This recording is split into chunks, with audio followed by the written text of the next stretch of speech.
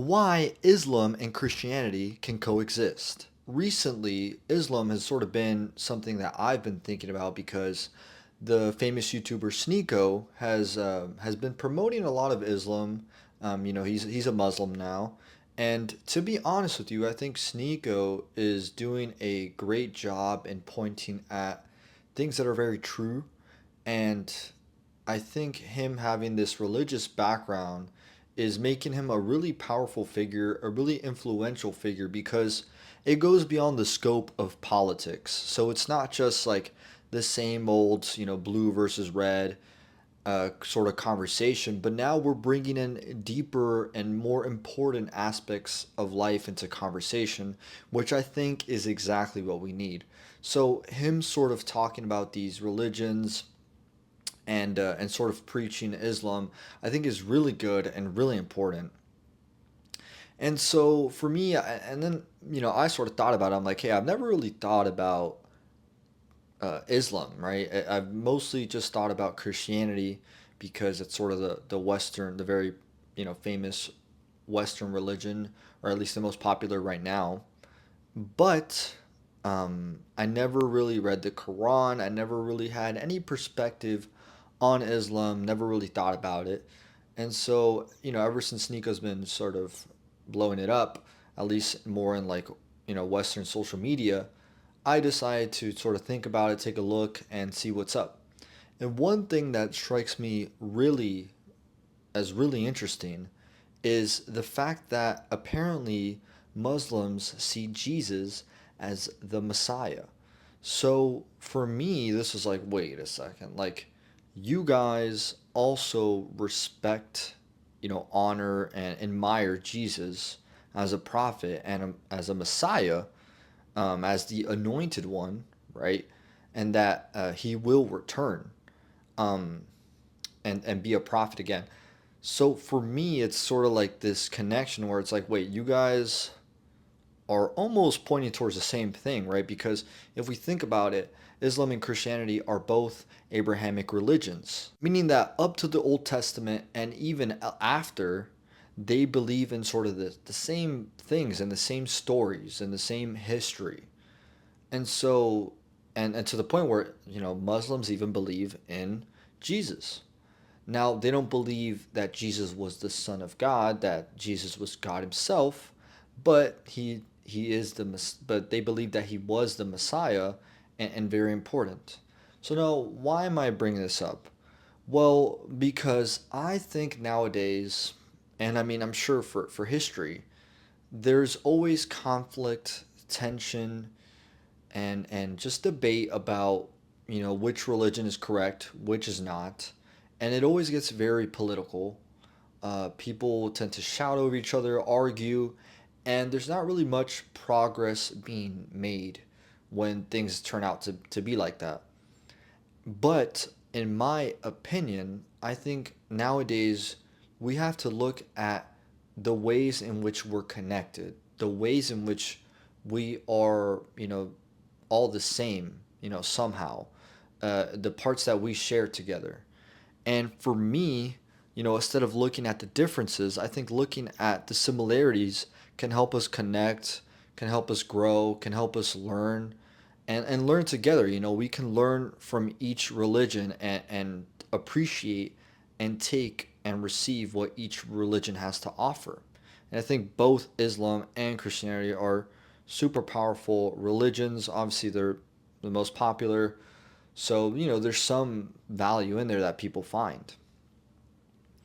But I think, finding the similarities between the two is really important to live in a world with peace and harmony, and to be able to recognize the value in each of the religions. Because there's also this thing going on in America ever since Sneako's sort of been blowing the Islam thing up, that they want him deported, right? Elon Musk and these people said that Nick Fuentes wanted Sneako deported, but then it's like, okay, well, for one, America is known to be freedom of speech as the First Amendment, right? Freedom of religion. So, I don't know what's going on there. These people have lost their mind. But it's also like, I can understand they're trying to keep things traditional. They're trying to maintain the system because they believe there's worth in the tradition and things like Christianity, for example. Even though freedom of religion and freedom of speech are a part of the American tradition, even more so than Christianity, so I'm not sure what Christianity has to do with that. Meaning you can support Islam and Christianity and still maintain the tradition that you want, which is ultimately American tradition, which stands for freedom of religion. And so when Christian and Muslims hate on each other, it seems just discriminatory, and just like hate, it's not really about maintaining tradition because ultimately you can maintain American tradition and support both religions. But I think the United States has conditioned their people to believe that Islam is this sort of negative religion, and it's like people who are Muslims are terrorists. They have literally used propaganda and mentally conditioned the population, the masses, the people of the United States to believe that Muslims are associated with terrorism. Now, sure, you're always going to have fanatics, you're always going to have crazy people in every religion, but at least from my experience and from what I've seen, there are a bunch of great Muslims. They seem like very kind and welcoming people when they are just, normal believers and followers of the religion. But I think ever since 9/11, it's been really, planted in the minds of the people of the United States that Muslims are terrorists.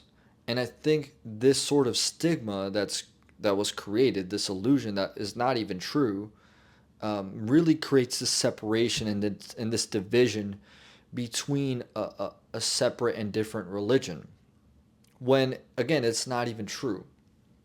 And I mean, I don't know what people's stances are on 9/11, but there's a lot of conspiracy that shows that 9/11 was actually manufactured by the government of the United States. And so that's a whole different story. But it begs the question where it's like, okay, it seems like these people constructed the narrative for whatever reason, and ever since then they made Muslims like a big target. But again, those aren't the values of Christianity, right? We know that Christianity people say, love thy neighbor like yourself, right? Something along those lines. And that is literally not loving thy neighbor, right? Because, you know, Islam sure is really practiced across the world from the United States, but technically speaking, they're still our neighbor. We live next to them. We live on the same planet in the same world. So we should still treat them with respect and love, etc. Not make them the enemy, right? So for me, I think this is really important to acknowledge because ultimately we can coexist. And I think finding the similarities, the connections between these two religions, I think between all religions, but we'll just say for now, Christianity and Islam, can allow us to live in harmony, to live in peace, and again, to learn from one another. And to recognize that, hey, I mean, you guys both believe in one God. You believe that this God has a loving nature. It's merciful, it's forgiving, it's compassionate, it's always there with you. It's always trying to help you, always guiding you. Um, Again, very caring, always takes care of you. These similar things that basically at the heart of it, you guys share the same thing. So, well, what is the conflict for, right? It's unnecessary if you think about it. And not to discredit, like distinctions and the differences between the religion because I think there is importance in that. But like I said, I think we really need to focus on in the ways in which we connect, in the ways in which we are similar, in the ways in which we are all the same. So I ultimately think that Islam and Christianity can both learn from each other and they can both live in peace together. And I think they can, both grow together. I think A Muslim can learn from a Christian, and a Christian can learn from a Muslim. And they can make them somehow stronger believers in each of their own religions. So, anyways, yeah, that's just what I felt like sharing today, guys. Let me know what you guys think down in the comment section below. I would love to hear your feedback because, again, I think this is a conversation that needs to be had and is being had. I feel like it's the trend since people are now looking for meaning in this sort of meaningless society that we've created. So anyways, that's about it for today, guys. I hope you guys enjoyed the video, maybe took some value out of it. I don't know, I tried my best, but I love you all. Thanks for watching. May God bless you all, and I'll see you guys in the next one. Peace, y'all.